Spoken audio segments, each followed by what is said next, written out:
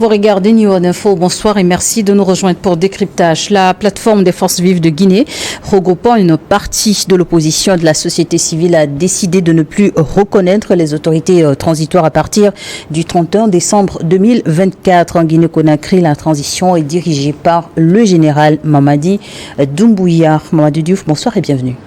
Merci, bonsoir Charlotte. D'abord, que faut-il savoir de la plateforme des forces vives de la Guinée ? En fait, c'est une plateforme, je dirais, reconstituée, mais si vous regardez, au niveau des acteurs, ce sont les mêmes acteurs qui se battaient pour la constitution au niveau de la Guinée du temps du régime de Alpha Condé, quand il voulait modifier la constitution, quand il a voulu faire le mandat supplémentaire.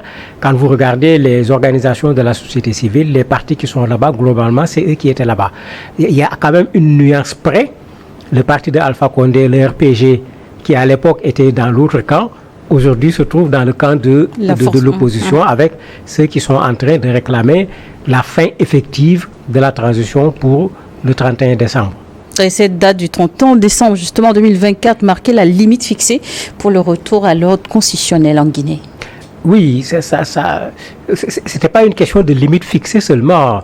On a fait ici une fois une émission de décryptage sur la feuille de route qui avait même été contestée par l'opposition parce qu'il y avait pratiquement 17 étapes qu'il fallait traverser avant d'aboutir à des élections. Et l'opposition à l'époque avait dit mais c'est trop, si on surcharge comme ça une feuille de route, c'est comme si on cherche une excuse pour dépasser le délai de la transition. Ils avaient dit ça il y a fort longtemps et aujourd'hui ils sont en train d'avoir totalement raison. Et la deuxième chose, quand on regarde un des derniers éléments de cette feuille de route, la constitution guinéenne a été proposée pratiquement autour du mois d'août.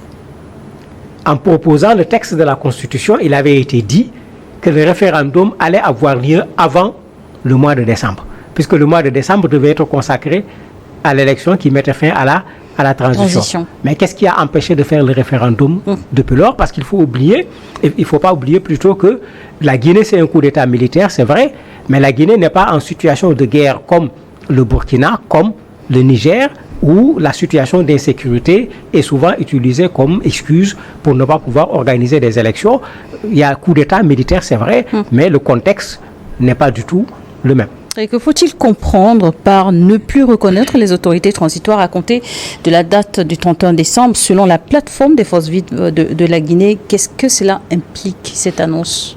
Ça peut impliquer plusieurs choses. On a connu ce genre de situation plusieurs fois en Afrique, y compris même après des élections où l'on considère que les élections ne se sont pas déroulées comme il se doit. Oui. L'opposition refuse de reconnaître celui qui est là, de sorte que même dans les appellations, au lieu de dire le président de la République, on fera exprès de dire monsieur un tel, en ne reconnaissant pas le titre du président de la République. On peut se mettre à organiser des marches pour contester, on peut s'autoproclamer. Une forme de censure? Pas seulement une forme de censure, mais organiser également des manifestations pour contester le pouvoir qui est en place qu'on ne reconnaît pas. Et c'est ce qu'ils disent clairement. Ils ne disent pas seulement qu'ils ne vont pas reconnaître le pouvoir en place, mais ils ont déjà appelé à manifester le 6 janvier au niveau de Conakry d'abord, avant d'étendre, c'est ce que leur déclaration dit, avant d'étendre les manifestations à d'autres endroits au niveau de la Guinée. Donc il ne s'agit pas de ne pas reconnaître tout simplement le pouvoir en place, mais d'agir également. Ne pas reconnaître le pouvoir en place, c'est mettre en mal le pouvoir qui est là, puisque la médiation de la CEDEAO ne peut pas se faire avec l'opposition seulement.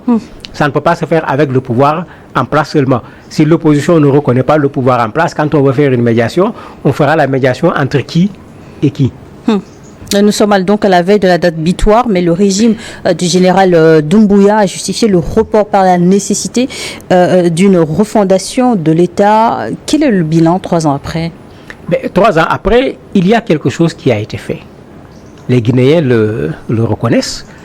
En termes d'amélioration de fourniture d'électricité, bien que ça reste, en termes d'amélioration au niveau des infrastructures, bien que ça reste, en termes de lutte contre la corruption, bien que les Guinéens en ont une interprétation double, parce que c'est comme si la lutte contre la corruption est dirigée vers plutôt les anciens dignitaires, alors qu'il y a eu 3 ans de règne. C'est vrai qu'il y a quelques individus qui ont été épinglés au niveau de la Guinée. Mais il y a un autre aspect qui pose problème. la dernière partie du mandat de Condé était marquée par le fait qu'on empêchait aux populations de manifester. On tirait sur les populations qui manifestaient, on comptait les morts. Justement, le pays se retrouve aujourd'hui au bord de l'impasse politique. Cette prolongation de la transition suscite de vives critiques vis-à-vis, en tout cas quand on lit les communiqués des forces vives de la Guinée. Et que faut-il redouter alors que le pays connaît déjà des antécédents relativement aux manifestations ce qui s'était passé sous Condé, quand on se rappelle, quand Doumbouya, le colonel, est arrivé au pouvoir, les Guinéens ont fait preuve de réalisme de façon générale. On n'a pas vu les populations sortir en masse pour l'acclamer. Quand vous regardez au niveau de la classe politique, les gens avaient dit c'est bon, il enlève une épine du pied, mais il va où? On attend de voir. Il n'y a pas eu cette façon de venir faire l'accolade sans limite en disant que c'est très très bien. Et si vous regardez, très rapidement, ces politiques se sont détachés parce que eux, ils se disaient que c'est une transition, il faut le faire avec toutes les forces de la Guinée. Mais pas une transition où tu te mets devant, tu conçois ce que tu veux et tu dis aux gens suivez-moi parce que venez me soutenir, venez me suivre, n'a rien à voir avec venez on va faire quelque chose ensemble.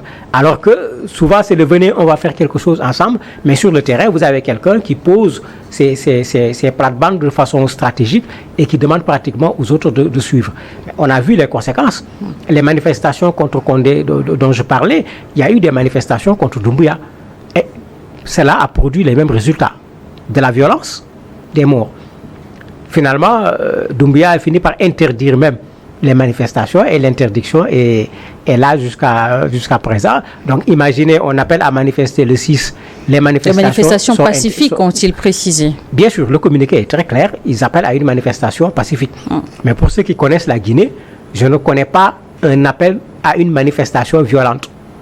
Ça a toujours été des appels à une manifestation pacifique, mais qui finalement se traduit par de la violence où malheureusement des vies humaines sont perdues, des personnes sont blessées, du matériel est détruit, puisque c'est malheureusement une chose qui est très connue dans ce pays. Le délai du 31 décembre 2024 était initialement convenu avec la CEDEAO comme échéance pour établir l'ordre constitutionnel en Guinée. Y a-t-il des risques de violation de cet accord? C'est pas un risque, la violation est là. Elle est là, on y a... Puisqu'il est clair que des élections ne seront pas organisées, la transition ne prendra pas fin le 31 décembre. D'ailleurs, de façon officielle, le gouvernement guinéen a communiqué là-dessus, en disant que la transition ne prendra pas fin le 31 décembre, et ils n'ont pas proposé une date en termes de prolongation en disant 6 mois, 1 an, rien n'a été proposé, mais ils font le constat. Parce que c'est dans cette posture qu'ils se sont mis. Mais si la transition n'est pas terminée le 31 décembre, je ne crois pas que c'est l'opposition guinéenne qui est responsable. C'est eux qui avaient fait la feuille de route. Ils l'ont présentée à la télévision guinéenne devant tout le monde. Ils l'ont défendu devant tout le monde.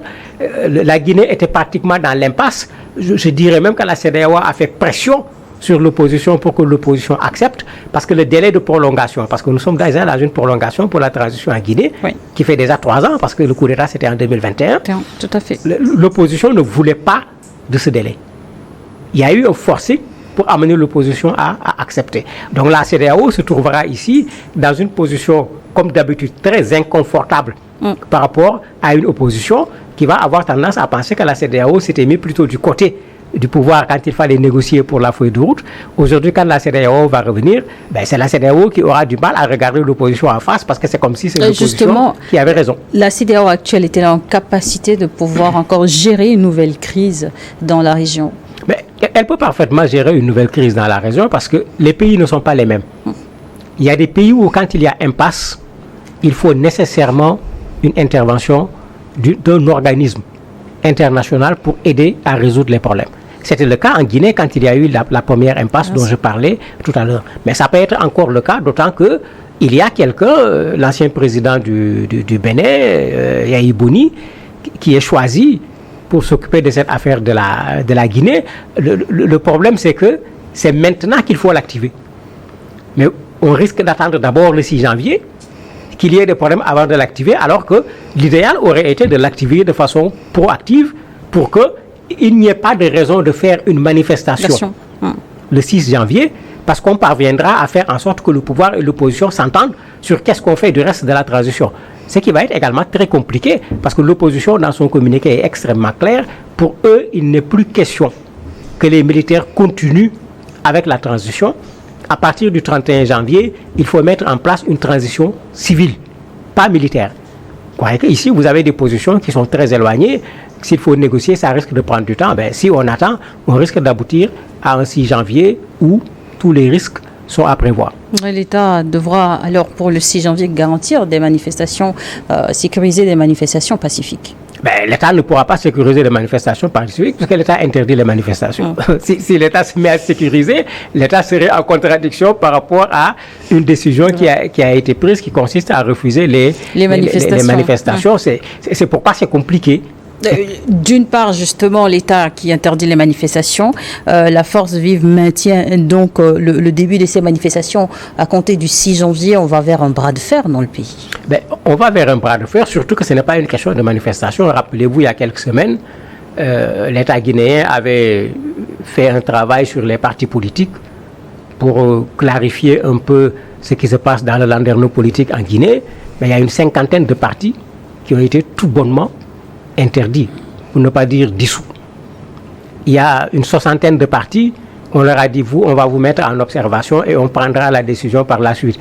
Et curieusement, le parti de Seydou Dalein Diallo, l'UFDG a fait partie, le parti de l'ancien président également, le RPG de Condé en fait partie, donc des partis quand même qui ne sont pas de petits partis politiques. Donc il y a déjà un mécontentement sur le terrain politique. Mais il y a un mécontentement également au niveau des citoyens guinéens de façon générale parce qu'il y a des attentes qui n'ont pas été satisfaites.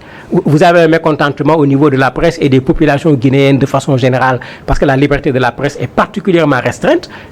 Combien de médias ont été fermés, sans compter cette particularité, ces disparitions bizarres des gens qui ont été pris par des hommes en tenue. On n'en entend plus parler. Aucun signe de vie. Et parmi eux, vous avez des gens qui faisaient partie des forces vives de la Guinée, comme Fonike Mengue, Bileba, etc. Et ce ne sont pas les seuls qui ont disparu et les disparitions continuent. Vous avez certains bas du parti modèle qu'on vient d'empêcher de traverser la frontière pour aller vers un autre pays qu'on a ramené par la force avec des militaires au niveau de la capitale à Conakry. Mais quand vous prenez, il y a déjà un mécontentement qui est là. Maintenant, ne pas respecter le délai de la transition viendra s'ajouter à tout ce mécontentement. Les militaires risquent de fédérer l'ensemble de ces mécontentements contre eux parce que le problème, ce n'est pas avec les partis politiques tout simplement, mais c'est avec également une partie des citoyens guinéens tout simplement. Et entre autres sur le plan économique, au bout de 3 ans, quels ont été les exploits du pouvoir de Doumbouya? Sur le plan économique, ils ont plutôt bien commencé en disant vous êtes dans des maisons qui sont des maisons qui appartiennent à l'État, sortez, rendez à l'État son bien. Bien qu'après, à un certain moment, les gens se sont dit, est-ce qu'il n'y a pas eu des abus? Dans certains cas, rappelez-vous la façon dont on a fait sortir Seydou Dalein Diallo pour ensuite, à la limite, écraser la maison dans laquelle il habitait. Il a fini même par quitter la Guinée pour se réfugier à l'étranger. Ça posait problème. Alors que les Guinéens étaient d'accord avec cette reddition des comptes pour que ceux qui ont pris l'argent de la Guinée remboursent. Ils sont allés également dans le sens de revoir l'exploitation des ressources de la Guinée pour une meilleure utilisation. Il faut dire que pendant un temps, il y a quand même un espoir qui était là chez les Guinéens que, mais attendez, ces gens-là sont capables de faire quelque chose pour la Guinée. Mais malheureusement, comme je le dis tout le temps, quand une transition dure, vous n'êtes plus là pour remettre les choses en ordre. Parce que c'est ça une transition. Remettre les choses en ordre et partir. Mais quand la transition dure, vous êtes obligé également de gérer les problèmes qui sont là. Alors que ces problèmes, même un mandat normal ne peut pas les régler, encore moins une transition. Et souvent, ceux qui ont pris le pouvoir par la force ont commis également cette faute monumentale en promettant aux populations ce qu'ils ne sont pas capables de faire, en faisant comme les politiciens en bonne et due forme. Bon, tout cela fait que, au finish, au bout de quelques années, même le soutien que vous avez, vous constatez vous-même que le soutien est en train de diminuer et les gens sont de plus en plus dans la revendication que on les comprend, ils sont venus pour régler la situation, de plus en plus, les gens sont dans le sens de s'opposer à ceux qui sont arrivés au pouvoir par la force. Et sur le plan diplomatique, en matière de politique étrangère, est-ce que le général Doumbouya a réussi à repositionner la Guinée sur l'échiquier international? Repositionner, on peut dire non, parce qu'on ne l'a pas vu trop sur la scène internationale. Si vous regardez, c'est comme tous ceux qui ont fait des coups d'État, ils sont actuellement plutôt à l'interne, parce qu'il y a suffisamment de problèmes à régler. Bon, c'est différent du Mali, du Niger, du Burkina, comme j'ai dit, parce qu'il y a un problème sécuritaire là-bas qui est très sérieux, dont il faut effectivement s'occuper. La Guinée n'est pas confrontée pour le moment à cette question sécuritaire, mais le coup d'État en Guinée n'a pas bénéficié également du soutien que les autres coups d'État ont eu au niveau de leur population. Donc il y avait un sérieux problème interne ici à régler, y compris après le coup d'État. Bon, il y a eu sa sortie aux Nations Unies où il s'est présenté comme un panafricaniste, tenir le discours que tout le monde tient maintenant très facilement. À la tribune des Nations Unies. Effectivement, maintenant la réalité c'est autre chose. Au départ, on l'a vu, la Guinée, le Mali, le Burkina, il n'y avait pas encore le coup d'État au Niger. Il y a le premier ministre, l'ancien premier ministre du Burkina, qui s'était enthousiasmé et qui s'était précipité à vouloir créer même une confédération entre ces trois États qui finalement n'avait pas abouti. Donc, il est plutôt en train de s'occuper de la Guinée d'un point de vue intérieur, en s'arrangeant pour ne pas trop avoir de problèmes avec les organismes internationaux. Mais sur la scène régionale, on ne sent pas véritablement le général Doumbouya. Depuis sa chute, quelles sont les nouvelles du président Alpha Condé? Il est parti pour raison de santé en Turquie, mais c'est comme s'il se sent quand même mieux parce que de plus en plus, il a tendance à se prononcer sur la situation en Guinée, les disparitions dont je parlais tout à l'heure, les arrestations arbitraires, les assassinats. Il ne manque pas de prendre la parole ou d'écrire pour dénoncer ces abus qui se font au niveau de la Guinée. Il ne manque pas également d'envoyer des messages au peuple guinéen quand il y a eu les catastrophes, puisque malheureusement, dans leur gestion également, il y a eu des catastrophes, l'explosion qui avait créé énormément de morts, dont les conséquences sont encore là, pas résolues jusqu'à présent. La dernière bousculade au niveau du stade Azérékoré, où leur responsabilité est totalement engagée, puisque c'était une activité qui rentrait dans le cadre d'une campagne déguisée pour la candidature du général Doumbouya à la présidentielle. Leur responsabilité est engagée. Quand vous lisez les médias guinéens, les gens sont très clairs sur ce plan-là. Et les forces vives de la Guinée ont annoncé donc des manifestations à compter du 6 janvier 2025, des manifestations pacifiques. Reste à savoir si elles auront effectivement lieu. On ne peut rien dire pour le moment parce que sur la manifestation, on n'a pas encore entendu le gouvernement se prononcer, donner de façon officielle quelle attitude le gouvernement va avoir. Ce qui est sûr, c'est qu'on est dans un espace où les manifestations sont interdites. Mais on verra, jusqu'à nouvel ordre. Jusqu'à nouvel ordre, on verra ce qui va se passer. Mais les politiques ne manquent pas de leur répondre qu'à chaque fois vous interdisez les manifestations politiques, mais pourtant vous avez vos propres manifestations qui ont lieu.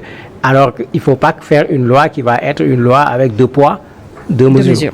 Merci Mamadou Diouf d'avoir répondu à notre invitation. Merci à vous également de nous avoir suivis dans Décryptage.